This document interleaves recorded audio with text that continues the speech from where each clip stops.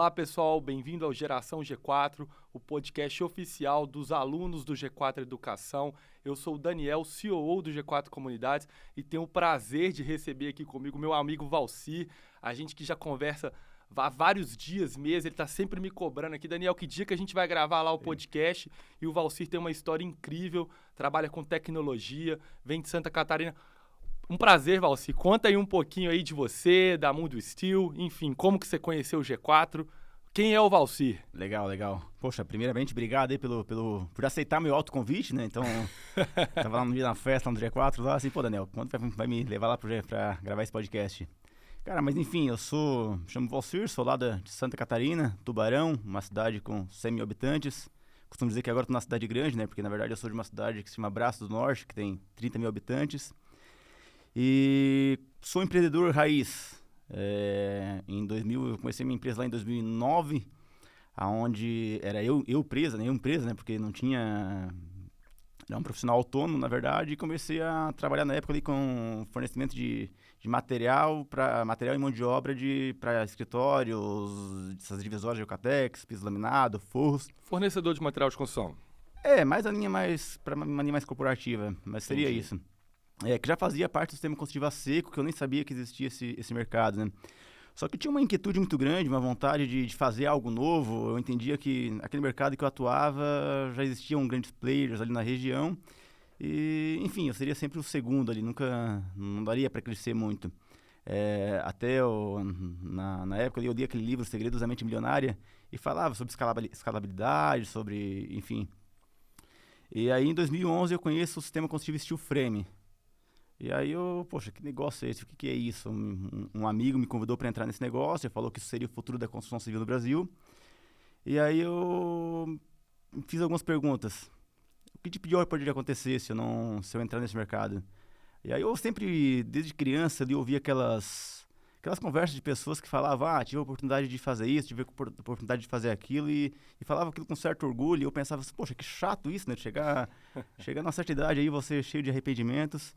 E aí naquela situação eu pensei o seguinte, a única coisa que eu tenho para perder aqui é o meu CNPJ, então eu vou tomar cuidado para não perder. Vou investir, vou arriscar, porque eu não vou me perdoar se lá na frente esse negócio se desenvolver e eu ter perdido essa oportunidade.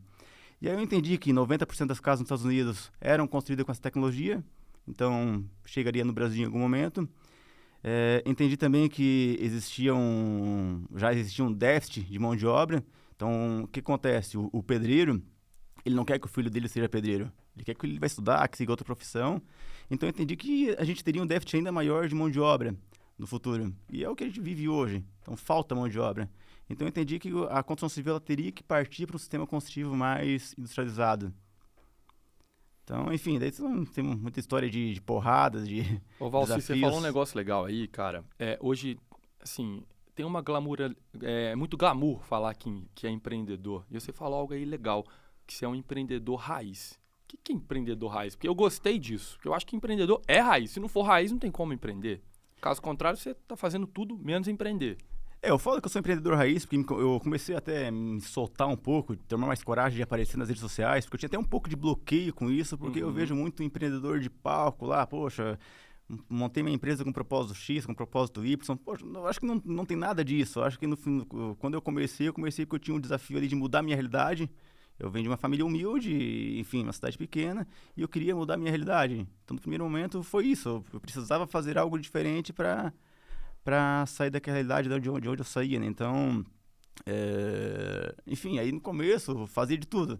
Eu vendia de dia, fazia entrega à noite, fazia financeiro, fazia de tudo. Então, foi assim que a gente começou. E fomos... Tem algo que eu aprendi até no próprio G4, que eu sempre fiz muito isso, acho que no começo, quando a gente começa, um empreendedor começa, o crescimento do negócio depende muito da capacidade dele de executar. Então, de vender, de fazer todas as funções do negócio, né?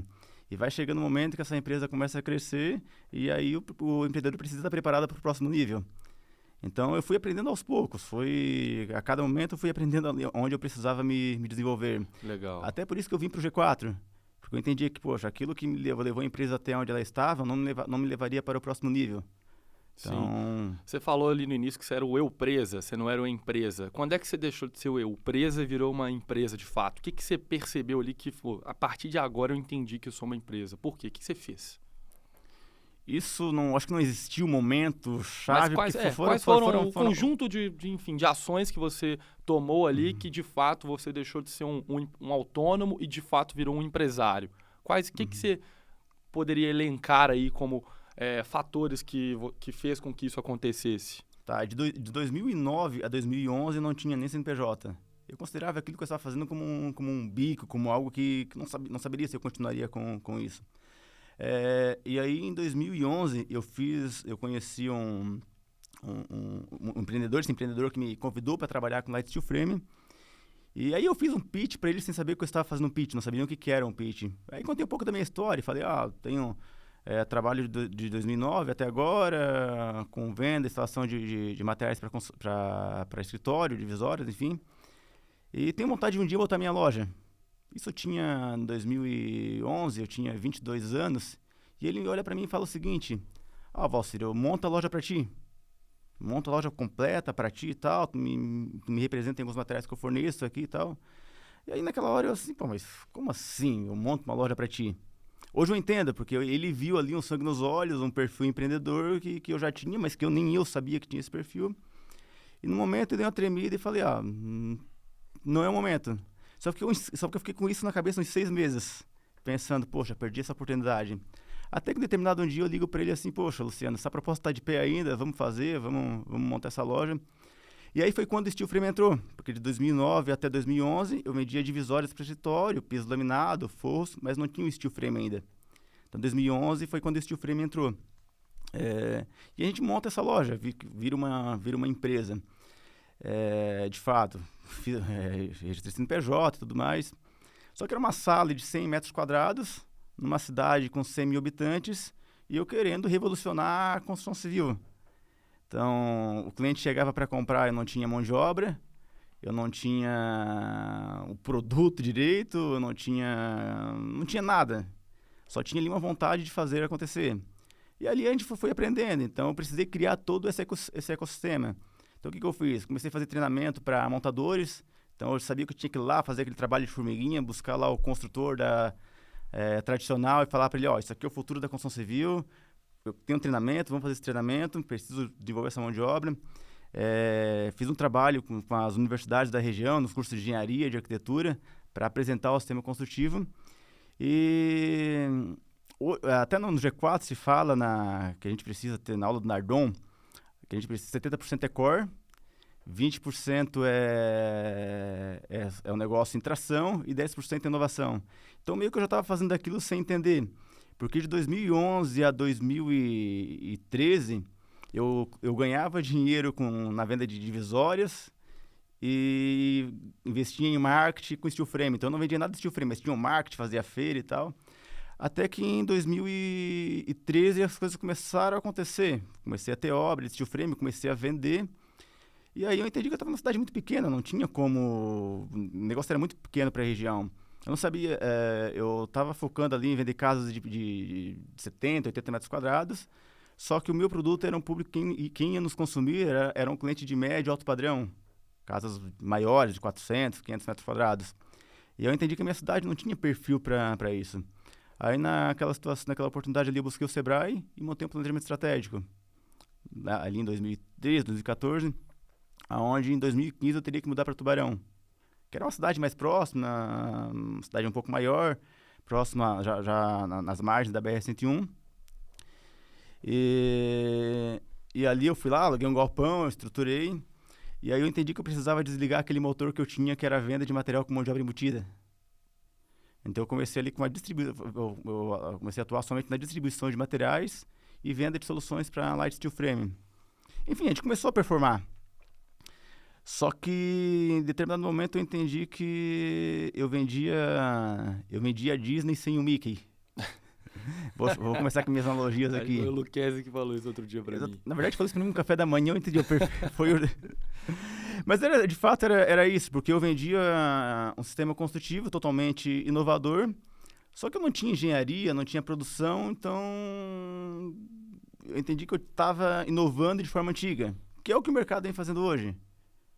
E aí eu comecei a estruturar a engenharia, produção, enfim, daí é uma longa jornada aí que tô estruturando até... Você já quebrou, Valci? Cara, eu nunca quebrei. Trinquei. Então, em 2012, tinha empresa, era uma empresa pequena, faturava lá 100 mil reais por mês, nem isso. E aí, de repente, eu fecho um contrato de 600 mil reais. Nossa, você já... Agora vai. Não, eu sempre... Pé no chão. Quando eu fechei essa obra, eu acho que eu sempre fui muito consciente, eu sempre... eu falei o seguinte pro pessoal que estava comigo nesse negócio, ó, vamos deixar pra estourar o champanhe no final. Então, assim, eu tinha alguns parceiros nesse negócio, o parceiro já trocou de carro e tal, não sei o quê, porque eu faturei 600 e... Mas já ficou naquela adrenalina ali, poxa, sair de 100 para 600, no já começo ali... Tremi. O Valcir que virou empresário para mudar a realidade já chega a um negócio que é 6 vezes maior do que você está acostumado. Tremi. Na época eu tinha, só para ter uma noção, eu tinha uma Montana, um carro, uma Chevrolet Montana, que valia 30 mil reais. E, pô, eu falei 600 mil é um faturamento alto. Porém, eu entendi que eu precisava entregar essa obra. Então, sempre fui muito cuidadoso com isso. E essa obra, ela me deu um prejuízo de mais 100. A obra dos 600 deu esse prejuízo de 100 mil. Então, o que você tremeu pro bem, depois você teve que tremer Mas eu estava preparado para isso. E como? Por que você estava preparado? Porque eu sabia do risco. Foi um risco calculado. Poxa, eu não tinha um know-how ainda para isso. Então, eu comecei a obra e fui muito... Como é que foi isso muito aí? Seguro. Houve um erro de orçamento, houve um erro de engenharia. E aí eu entendi, poxa, eu preciso entregar essa obra. Eu preciso honrar meu compromisso, porque era assim, se eu não conseguisse entregar aquela obra, acabou pra mim. Tipo, alguém com 22, 23 anos de idade, um sistema construtivo totalmente disruptivo. Aí vai lá, faz uma merda, acabou, não vou ter outra oportunidade. Aí eu quando eu fechei essa obra, eu fui na Caixa Econômica, eu já tinha um bom relacionamento, já vinha... E falei o seguinte, poxa, tenho uma parceria com a Caixa há alguns anos e tal, 2 anos, e tenho uma obra e vou precisar de capital de giro, a Caixa pode me ajudar? Aí me liberaram ali, a Caixa acreditou na minha história, me emprestou um dinheiro ali, um capital de giro, e eu fiquei 4 anos pagando esse prejuízo. E como é que fica a cabeça, Valci? É desafiador, tinha momento que eu pensava... Será que vale a pena tudo isso? Eu me lembro, assim, alguns momentos que eu estava dirigindo, indo para a obra, e aí o telefone tocava e problema, e eu pensava assim, será que vale a pena tudo isso? Mas, enfim, eu acho que eu tenho meus valores, não poderia deixar ninguém no prejuízo. Existia ali um cliente que tinha acreditado em mim, eu era muito jovem na época, né? Então eu precisava honrar. Então acho que os meus valores fizeram com que a gente entregasse. E foi dando certo. A partir disso, as coisas começaram a acontecer, começou a ter obra, a gente começou a aumentar nosso faturamento. E é interessante como os pontos se conectam, né? Já teve algumas situações dessa obra que a gente acabou entregando, onde uma vez eu estava numa feira e negociando uma obra, que era uma outra obra grande, e o cliente, onde eu tive esse prejuízo e a gente acabou honrando, chegou no stand quando eu estava fazendo uma outra negociação. Poxa, se eu tivesse algum lastro negativo para trás, ali teria acabado com o meu negócio. Então, sempre tive essa preocupação de sempre sair pela porta da frente, nunca fechar portas. E eu acho que isso tá no nosso DNA até hoje. E eu acho que foi um grande diferencial que nos trouxe até aqui. Isso é legal, olhando para trás parece fácil. Nunca quebrei. Peraí, mas e na hora lá que você estava na sua caminhonete ali, dirigindo, falou, será que vale tudo isso? Como que é no dia a dia ali, na prática, você virar e falar assim, não, vale sim, e eu vou fazer isso, isso e isso, e manter controle? Como que é isso? O que você faz? Porque tem um empreendedor hoje que está nesse momento, exatamente como você estava na caminhonete ali, com prejuízo de 100 mil reais, e o cara está, né? O que eu faço? Mas como é que é? Senta, estrutura, coloca a dívida, vai conversar com quem você está devendo, o que você tem que fazer mesmo na prática? Eu entendo que uma coisa que a gente não pode perder nunca é a credibilidade. Eu tenho uma coisa comigo que eu nunca me achei um bom vendedor. Hoje eu consigo convencer bem. Mas eu pensava o seguinte, não posso deixar nada de lastro para trás, nada negativo. E teve uma situação que me marcou bastante, onde eu estava vindo dessa obra, Nossa, dirigindo o carro, pô, na BR, porrada, mente a milhão. E a polícia me parou e me deu uma multa. O policial filha da mãe foi sacaneou. Já não tô com dinheiro nem pra nada, assim, me dá essa multa. Aí o cara assim, mas meio que me esculachou ainda. E o pior é que essas coisas acontecem quando você tá na pior, né? Tudo errado. Aí assim, poxa, agora ferrou, né? E aí naquele momento até eu pensei, vou embora desse país. Me deu uma revolta, vou embora desse país, não dá? É porrada o tempo todo. E aí eu fui pra casa, na verdade eu fui pra empresa, era meio final de tarde, pedi pra minha esposa levantar tudo que a gente estava devendo, tudo que a gente tinha pra receber.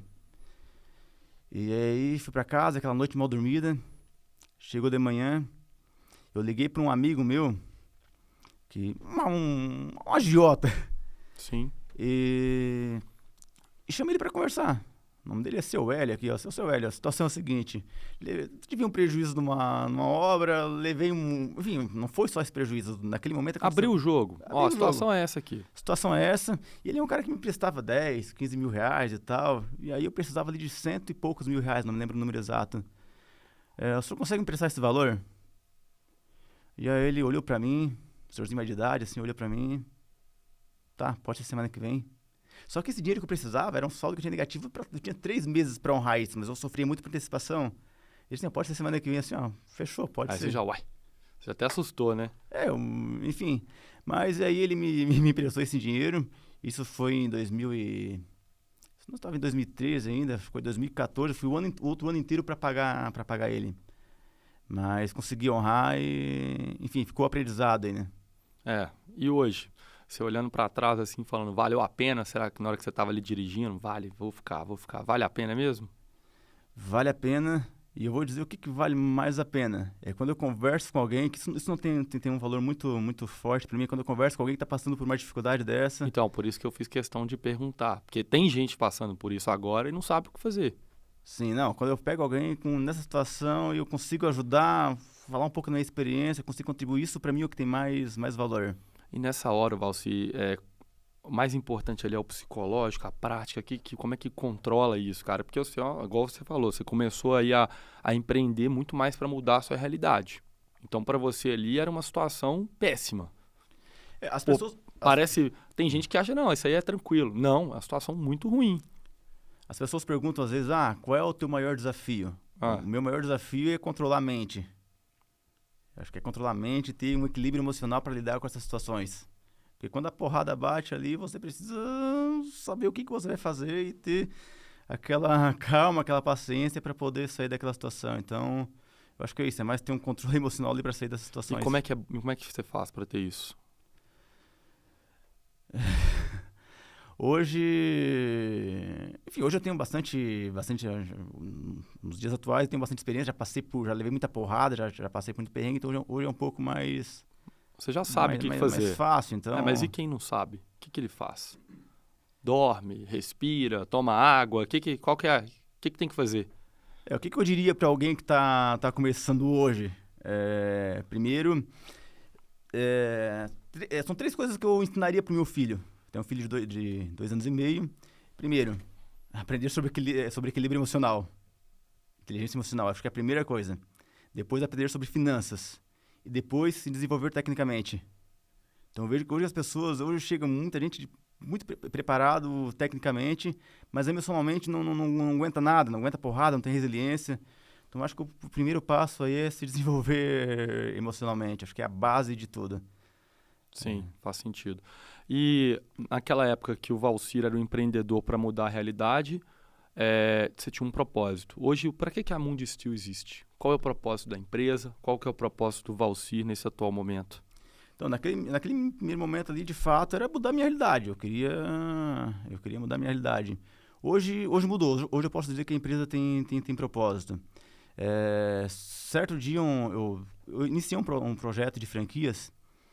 E um dia um amigo me perguntou o seguinte, Valcir, o que te move? O que faz sentido pra ti?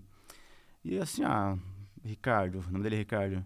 Ricardo, o que faz sentido pra mim, o que me move é quando eu chego lá, vejo 3, 4 engenheiros trabalhando no escritório, orgulhosos do que estão fazendo, e eu sei que eu tô criando aquilo. Então isso me faz muito sentido. Ele olhou pra mim assim, então o que tu quer é gerar valor pras pessoas. E aí é isso, eu quero gerar valor para as pessoas. E aí eu comecei a refletir muito sobre isso.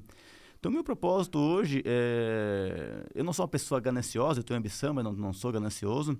Então, meu propósito hoje é mudar a vida das pessoas, ajudar as pessoas que acreditaram em mim. Eu tenho um compromisso com as pessoas que trabalham comigo, eu preciso levar elas para o próximo nível. De certa forma, eu quero escrever meu nome na história da... A gente está passando por um momento agora que é a industrialização da construção civil brasileira. Então, eu quero escrever meu nome nessa história, ajudar pessoas. Com tudo que eu já aprendi, com a minha história, muito aqui no G4, eu consegui transformar muitos arquitetos, engenheiros em empreendedores. Então, isso é muito legal, eu gosto muito disso. Então, acho que é fazer diferença na vida das pessoas, é o que mais me motiva hoje.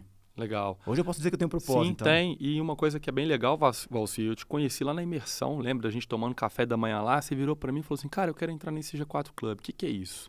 Eu falei, como é que você quer entrar numa coisa que você nem sabe o que é? Cara, eu só quero entrar. E é muito claro, assim, de 2021 para cá, quase 2 anos aí que você está com a gente no G4, indo nos CLES, no G4 Club, G4 Educação, imersão, te encontro em todas as imersões por aí.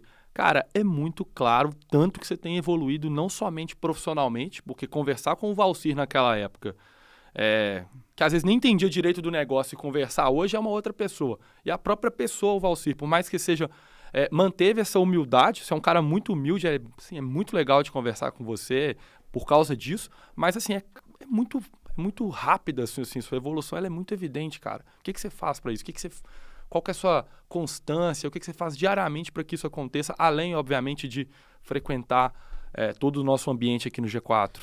Eu acho que a gente precisa buscar sempre esse desconforto de ser o mais burro da mesa, mas não o burro da mesa, né? Então, o que eu busco é sempre estar perto de pessoas que estão aonde eu quero chegar. Então, isso tem me ajudado bastante. Então, por exemplo, hoje de manhã estou em São Paulo, aí publico no Instagram ali que eu estou em São Paulo, o Luquezzi está aqui, me convida para um café, sento com ele para tomar um café, me dá uma aula.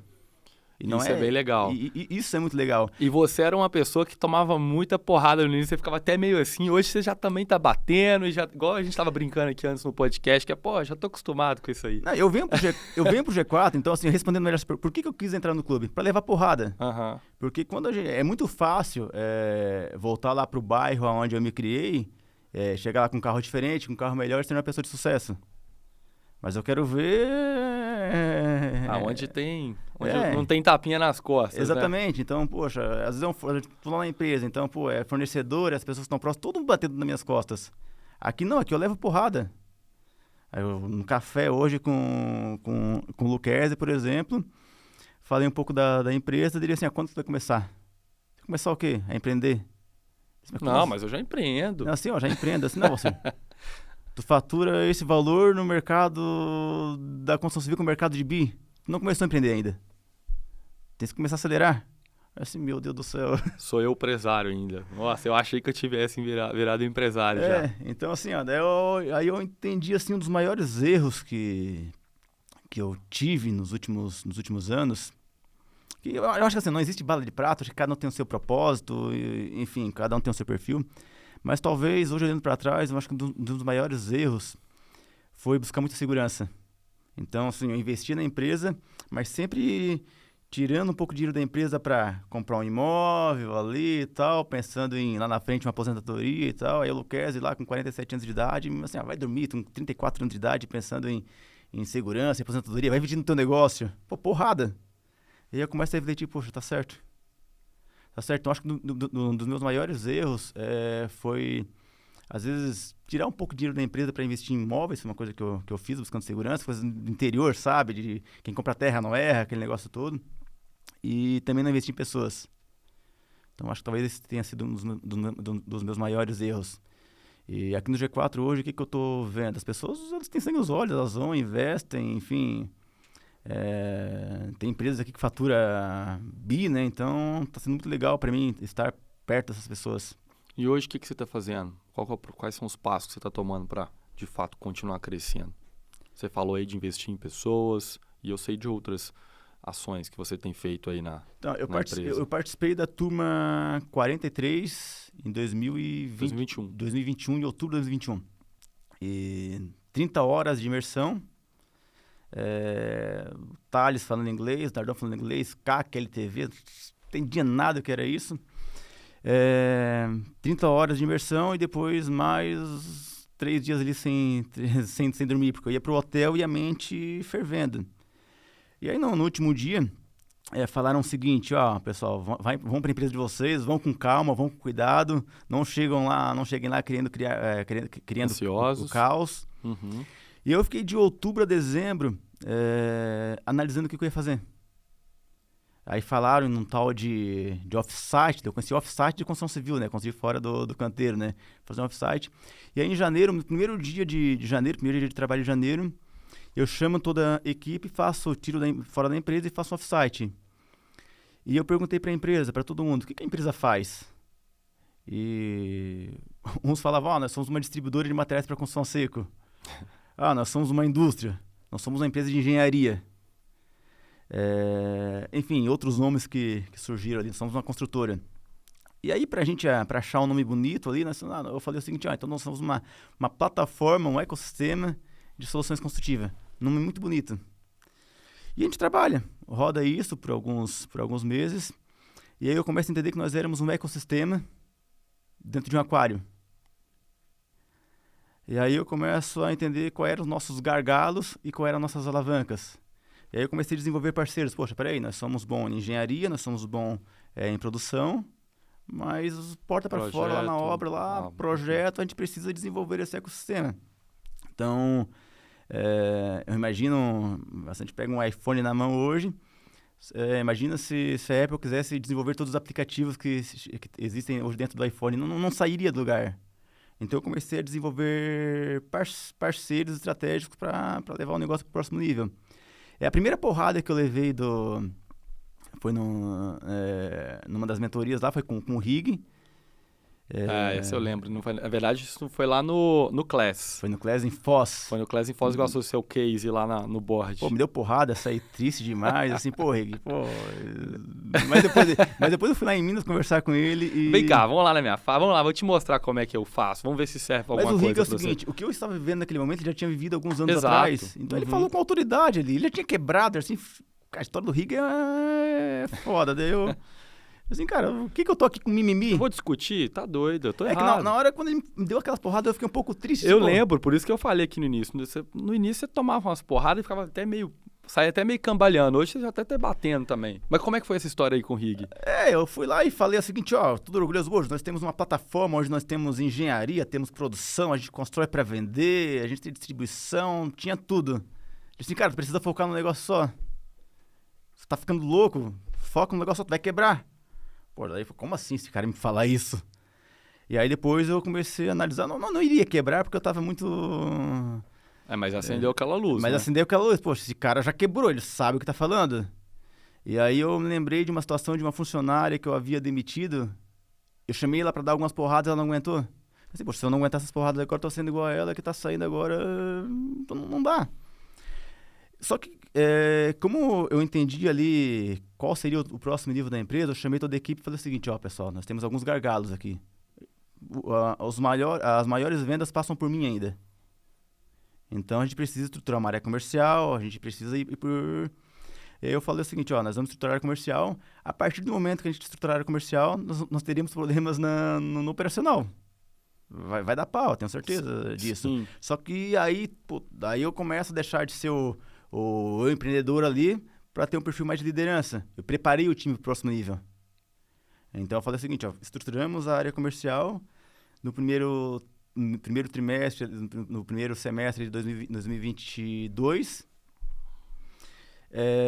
No segundo semestre começa a ter alguns problemas de engenharia, mas eu já sabia que isso ia acontecer. Então rapidamente a gente consegue corrigir. Já estava mapeado. Mas se não fosse aquelas porradas que eu levei do Rig, eu levaria muito tempo para aprender tudo isso. Sim, você falou uma coisa boa aí também, questão de você precisou se ver mais como um líder e formar o seu time. Como que você faz isso? É um desafio. Mas o que você faz? Como é que é isso na prática, ali na terra, ali no chão? Como é que é isso? Então, hoje eu acabei estruturando as áreas, estruturei a área de engenharia, estruturei a área comercial e estou desenvolvendo lideranças. Sim. Então, às vezes eu vejo até que o próprio time às vezes está cometendo alguns erros, mas eu deixo errar. Aí uma coisa que eu aprendi até aqui no G4, foi muito claro isso para mim, esse erro, ele vai gerar um problema para o cliente grave, ou ele pode quebrar a empresa. Pô, peraí, eu vou interferir. Não, esse erro aqui pode gerar um prejuízinho aqui, pode gerar, mas não vai interferir na... Então, assim, ó, deixa errar. Deixa errar. Eu gosto muito disso também. Então... O que a gente fala, se é irreversível, vai lá e olhar. Caso contrário, se não for algo que vai incomodar tanto assim o cliente, deixa errar. Eu também gosto muito disso. Legal. E aí, hoje você está com quantas pessoas lá no seu time? Então, hoje, internamente, nós somos em 20 pessoas. Eu costumo dizer que a Modestia é uma empresa grande e pequena ao mesmo tempo. Porque como eu tenho esse negócio de ser muito seguro, eu quis criar uma empresa que ela estivesse preparada para faturar muito, mas ao mesmo tempo com um custo fixo baixo. Enxuta. Então, nós temos internamente 20 pessoas.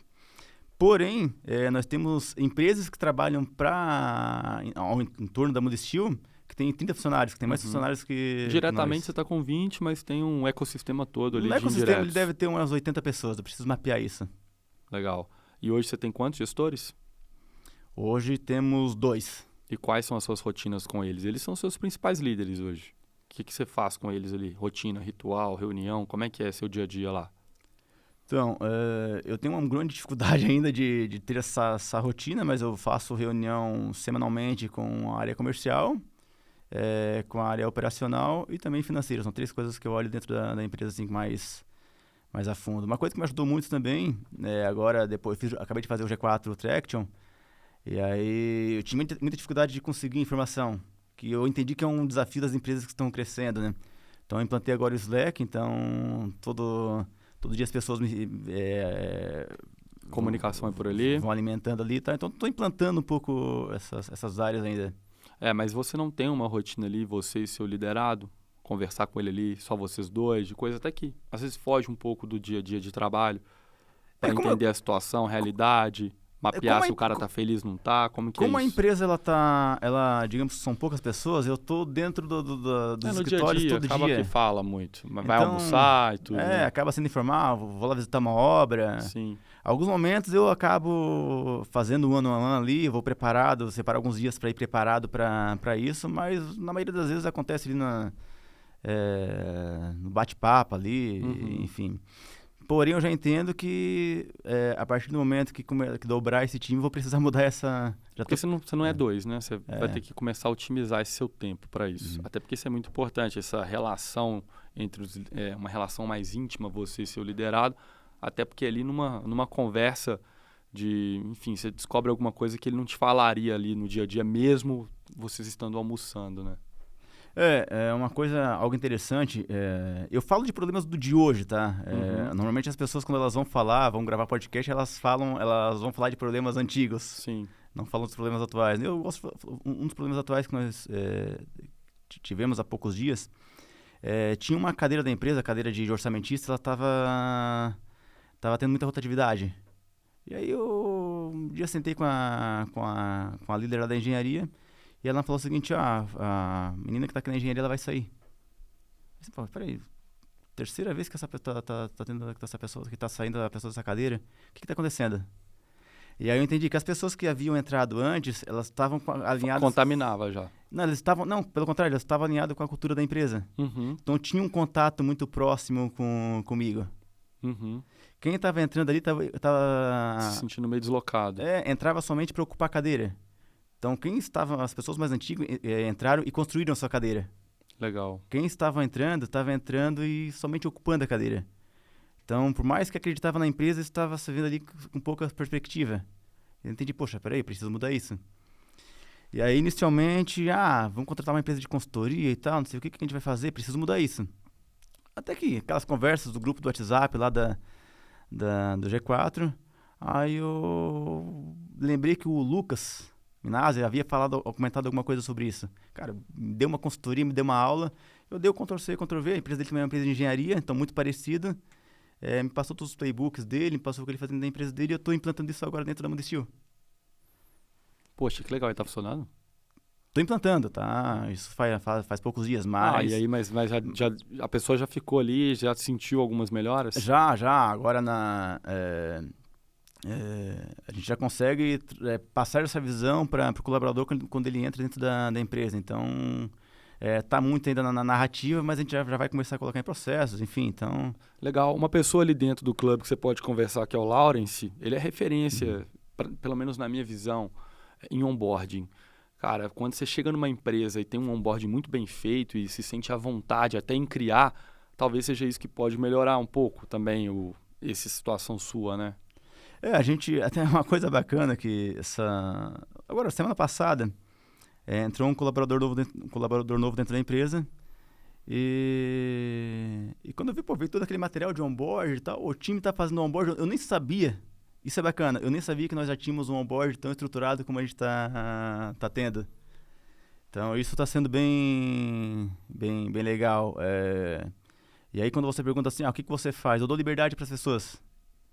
Então, tem muita coisa que tá acontecendo na empresa que me gera... Desconforto. Eu até falei para as pessoas, quando eu vi esse onboard bem estruturado, eu falei o seguinte, eu não sei se eu fico feliz ou se eu fico triste com isso. Eu não sei se eu fico feliz porque as coisas estão acontecendo e eu não, de uma forma com excelência, eu não estou sabendo, ou se eu fico triste porque eu não sabia que a gente tinha esse processo tão bem estruturado. Mas eu acho que é melhor você ficar feliz. Não, vou ficar feliz, mas são coisas que... E aqui, deixa eu te perguntar uma coisa. Hoje você está atuando em quantos estados?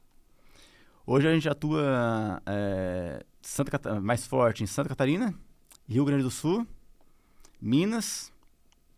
Paraná também, e a gente tem um núcleo lá no Uruguai também. Ah, legal. E como é que é para você expandir isso de forma a cultura da sua empresa para outras partes do Brasil e também fora do Brasil? Como que é para manter não somente a qualidade do produto, da entrega, mas também da própria equipe? Cara, isso é muito legal, eu gosto muito de falar sobre isso, porque eu costumo dizer que eu sou aquele empreendedor empírico, vou fazendo as coisas... E aí depois eu vou descobrir que existia uma estratégia para aquilo, que existia uma teoria para isso, né? Então algumas pessoas me falavam o seguinte, você precisa crescer primeiro na tua região, depois vai expandindo e tal. E até um certo dia lá no próprio G4, lá em Foz, eu entendi a estratégia de crescimento da Estônia. Ela crescia onde tinha gente. Então qual é a minha estratégia de crescimento hoje? Eu cresço onde eu consigo ter pessoas que tenham ali sangue nos olhos, que tenham valores semelhantes da Mundo Steel.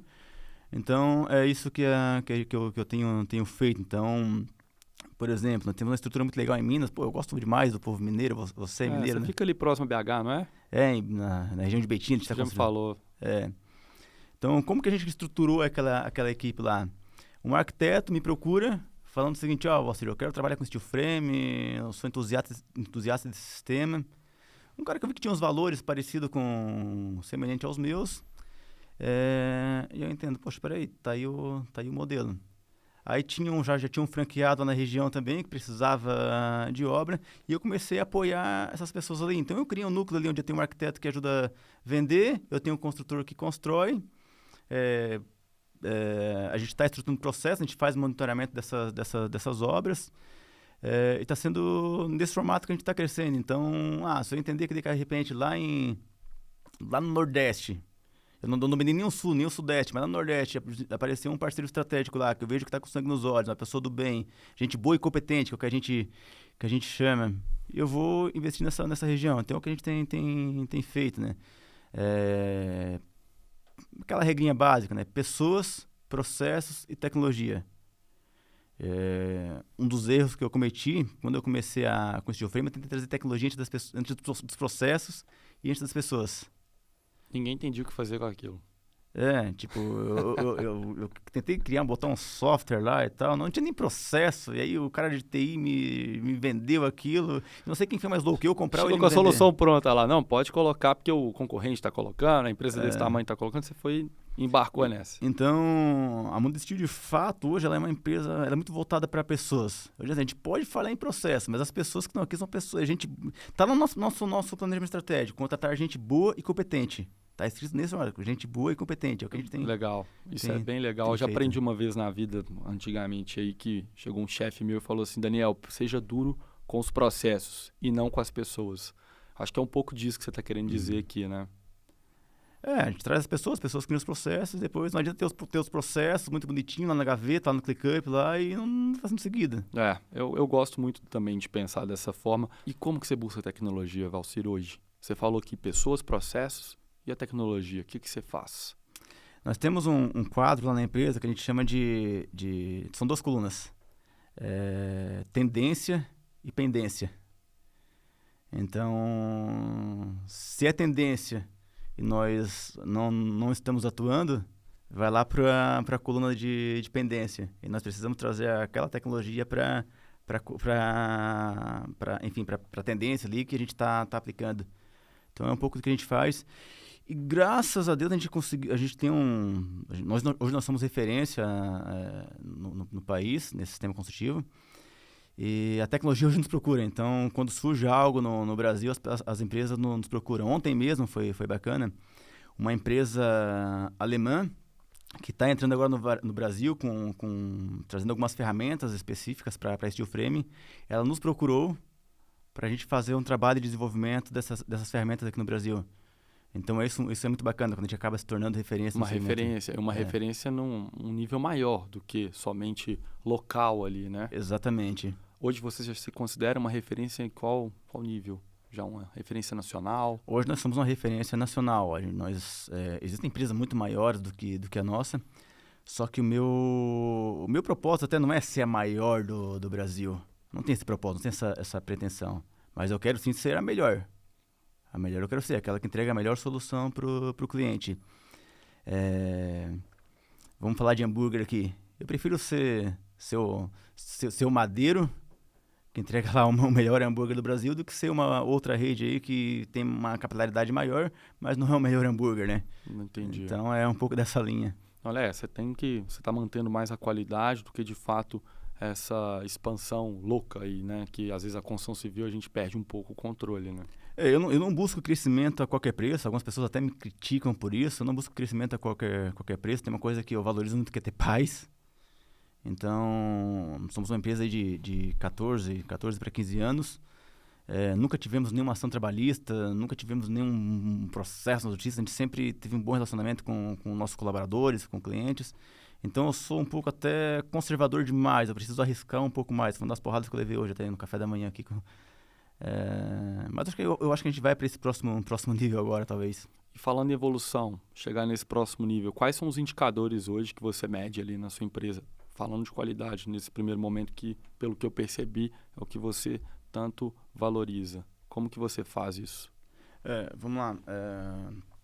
A gente está... Hoje o nosso desafio maior é fazer a gestão dos nossos parceiros do que a nossa própria gestão, né, de indicadores ali. Então, quando eu vendo uma obra, eu vendo 35% da solução que vai nessa obra. Porém, eu dependo da entrega dos meus parceiros estratégicos ali durante todo o processo. Então, hoje eu estou fazendo muito mais um monitoramento desses parceiros que a gente indica do que o nosso. Porque o nosso já está bem estruturado. Então, por exemplo, enfim, hoje nós temos ali algo em torno de 15 construtores credenciados. E aí, o que eu monitoro? O que eu monitoro nesses construtores? Se ele atende prazo de obra, se a equipe dele usa EPI, se esse cara tem um bom acabamento, se esse cara... Enfim, analisa ali vários indicadores. Então, é isso que eu preciso criar muito bem essa base para poder acelerar. Sim. Porque eu vejo algumas empresas nesse mercado que simplesmente estão preocupadas em vender aço ou vender materiais para construção. Então, aquilo que eu falo, não adianta vender o novo de forma antiga. Não adianta eu pegar toda uma tecnologia lá, o steel frame, ir lá e vender uma carreta para o cliente onde tem todo o material ali, assim, monta essa casa. Uhum. Ele vai ter uma experiência ruim. Então, eu preciso fazer tudo voltando ali, né? Tipo, a gente falou assim, o que a Mundo Steel é? Hoje nós temos engenharia, temos produção própria, temos distribuição, mas no final do dia, o que a Mundo Steel ela é uma curadoria de soluções construtivas, onde a gente faz uma curadoria dos melhores materiais, dos melhores profissionais para entregar uma obra para esse cliente lá na ponta. Então é isso que a gente faz, isso a gente não vai abrir mão de fazer isso com excelência em troca de um crescimento. Legal. O que você falou, em outras palavras, estive agora há pouco ali no Web Summit, no Rio de Janeiro, e fala-se muito hoje em inteligência artificial, vai mudar tudo, vai substituir as pessoas, enfim, cada um fala uma teoria diferente. Mas eu percebi, e é algo que eu já penso, validei uma ideia minha de anos, que o feedback do cliente ele tem que ser levado muito a sério, porque é o maior input de dados que você pode ter, é esse feedback do cliente. Então não adianta ter uma ferramenta incrível se você não escuta o seu cliente, que é o que você falou. Não adianta eu ir lá e querer vender da forma antiga. Então essa experiência do cliente ela é muito importante, mas ela não deve ser feita de uma maneira simplesmente para agradar o cliente, mas sim para coletar dados para você sempre melhorar o seu negócio. Eu acho que é um pouco disso que você quis dizer aqui, né? Sim, a gente tem um foco no foco das pessoas, né? Todo mundo que está envolvido nesse ecossistema precisa estar contente. Acho que a gente precisa cuidar muito bem desse ecossistema. Então, eu tenho alguns anos atrás eu fiz um curso de startup e aí algo que ficou gravado para mim é que não adianta você ir lá e baixar lá, criar um aplicativo lá, um app lá e se orgulhar de ter lá 5 milhões de downloads, mas as pessoas não estão usando esse aplicativo. Quando falta a memória no celular, eles vão lá e vão desinstalar. E em 2020 nós tínhamos ali algumas franquias. E eu comecei a entender que, poxa, essas franquias não estavam performando da forma como eu gostaria. E aí eu travei o crescimento. Que, poxa, se esse cara não performar, se ele não estiver contente, se o cliente dele não estiver contente, cara, vai desinstalar a franquia física que nós temos, né? E ali eu comecei a fazer um trabalho para gerar obra para esse cara, para fazer esse cara estar feliz, para fazer esse cara performar. Então, parei o crescimento ali para ajustar essas frentes primeiro, né? Então, hoje a gente tem isso muito bem estruturado. Eu entendi que nosso negócio a gente não precisa ser muito grande, não precisa ter, sei lá, 50 franquias, 100 franquias. Eu não preciso ser a maior do Brasil. O mercado da construção civil, o mercado que a gente atua é um mercado de um mercado gigante. Então, eu não preciso ser o maior. Basta estar bem posicionado em algumas regiões e fazer um dever de casa bem feito. E o crescimento ele é consequência disso, né? E os desafios para o próximo ano tá voltado nisso? O desafio para o próximo ano é estruturar essa rede de parceiros, é fazer mais do mesmo. Eu tenho um perfil empreendedor, e aí é um dos desafios, né? Porque a gente tem muita facilidade de ter ideias. Então, eu costumo falar lá na empresa agora que eu estou proibido de ter ideias. Estou proibido de ter novas ideias, então a gente precisa só empacotar tudo aquilo que a gente já fez, então a gente está muito focado em processos agora. Então, primeiro, eu estou muito seguro hoje com as pessoas que nós temos dentro da empresa. Então, eu estruturei muito bem essa base de pessoas. Então, a gente está na fase agora de estruturar muito bem os processos para aí, enfim, dar uma acelerada maior. Então, estruturar os processos para ir para o próximo nível. E se eu tivesse que dar um recado hoje, o Brasil passou por um momento aí de turbulências econômicas, financeira, política, agora parece que está dando uma acalmada. Como é que você daria assim, o recado para o empreendedor? Afinal de contas, a gente sempre está com um problema, mas como é que faz para não ficar muito misturando as coisas e sempre focar no negócio? Em 2015, um amigo me perguntou assim, você, como está sendo essa crise aí para ti e tal, o que tá fazendo? Aí eu respondi para ele o seguinte, Vanderlei, Vanderlei, eu não sei como está sendo a crise, porque desde quando eu comecei a empreender eu vivo em crise, Exato. Então eu não sei o que é estar de fato fora da crise. Eu falei isso brincando, mas assim, tô brincando, mas é verdade. Então o que eu busco, acho que a gente tem que buscar hoje é se adaptar ao cenário, então não tem muito o que fazer, não tem muito para onde correr, então é se adaptar ali. A gente tenta não tomar dívida hoje, não se alavancar, crescer de uma forma mais estratégica ali, e é o que a gente tem feito, buscar. Aí onde entra muito aquela divisão de onde você investe a sua energia, né? Então, 70% core, 20% tração, e é onde às vezes aquele 10% de investimento e inovação, às vezes pode fazer muita diferença nesse momento aí de crise. Entendi. Valcir, como é que faz para te acompanhar? Eu tô vendo que você está cada vez mais ativo nas redes sociais. Como é que faz para te acompanhar Mundo Steel? Como é que você passa aí pro pessoal aí te acompanhar? Então, hoje comecei por influência até do próprio G4, aí, passei a me posicionar um pouco mais nas redes sociais, então estou compartilhando mais um pouco do meu dia a dia, das obras que a gente atende. Então, hoje eu sou mais ativo no Instagram, @ValcirNunes, e também tem o Instagram da empresa, mas eu estou trabalhando mais no meu pessoal agora, que daí eu tenho liberdade, eu não tenho muito... Não, mas tem muita dica de empreendedorismo ali. Eu tenho acompanhado, quem te acompanha está cada vez mais pegando algumas dicas ali. É lógico que não é muito melhor aqui essa conversa, mas tem alguma coisa ali que você fala que às vezes é importante uma pessoa, um momento que ela está vivendo, escutar ou ler, né? Eu comecei a entender a importância de me conectar através das redes sociais. Eu tinha um bloqueio com isso porque eu vejo muito charlatão na internet, muita gente que empreendedor de palco. Eu não vou lá pra internet porque talvez eu vou parecer ser um deles, e também um pouco talvez por timidez e tal, sei lá.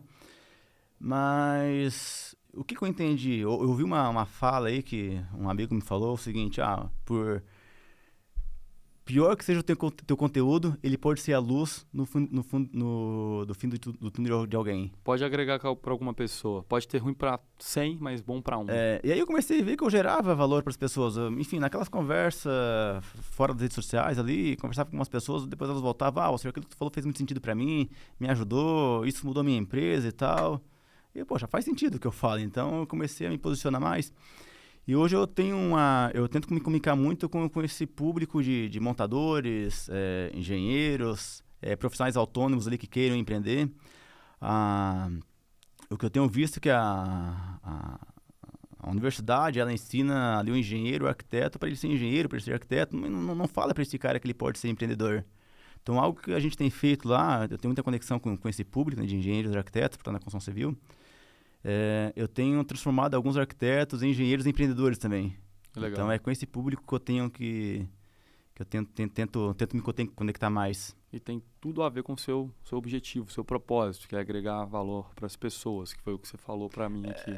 Por exemplo, nós temos uma situação aqui de um arquiteto que, enfim, vendia projetos. O core dele era a venda de projetos. E aí eu falei o seguinte para ele, poxa, por que tu não pode atuar como uma empresa de investimento também? Porque, tem todo o know-how aqui, por que não pode construir para vender?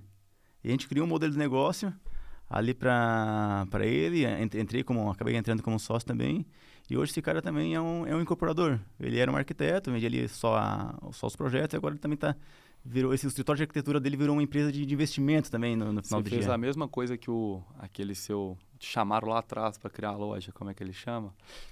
Você foi essa pessoa para ele. Isso, bacana falar sobre isso. Eu vendi uma franquia em 2000 vamos perder qual foi o ano aqui, não é o que vem ao caso. Eu vendi uma franquia para um engenheiro, que ele tinha ali na época 23 anos. E aí conversei com ele, aprovei ele, e aí ele me fez uma pergunta assim, Valcir, com que critério tu me aprovou? Eu achei interessante esse questionamento dele.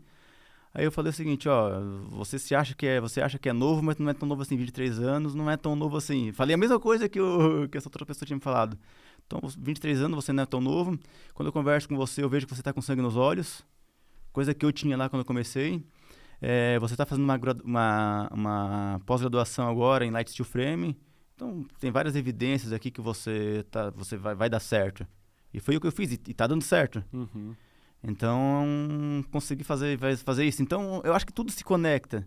Então, eu acho que um propósito que eu tenho hoje é aquela oportunidade que eu acredito muito em Deus, que essa pessoa me deu ali quando eu estava ali com meus 22 anos.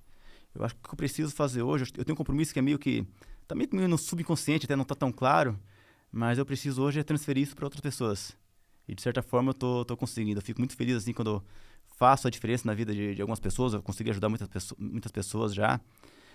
Seja ali com algumas dicas, coisas simples, nada de muito desafio, nada de extraordinário, mas eu tenho conseguido ajudar muitas pessoas através do empreendedorismo. Então isso tem muito valor para mim. Massa, isso é muito gratificante ouvir isso, assim, gravar o podcast no final, a gente terminar com essa conclusão, para mim não tem preço. Valcir, incrível. Dava pra gente ficar conversando aqui mais umas 2, 3 horas, né? A gente vai conversar ali depois no final e hoje é sexta-feira, a gente vai acabar conversando até mais tarde hoje. E é isso aí, me convida de novo que eu venho pra cá. Claro, não. Você é uma pessoa incrível, eu gosto demais de você. E para você, empreendedor que gostou do que o Valcir falou aqui, da história dele, não deixe de compartilhar o Geração G4 com seu amigo ou com aquele empresário que está passando por alguma dificuldade e quem sabe ele pode aprender aí mais com o que o Valcir, com a história do Valcir. Muito obrigado, vejo vocês na próxima. Grande abraço.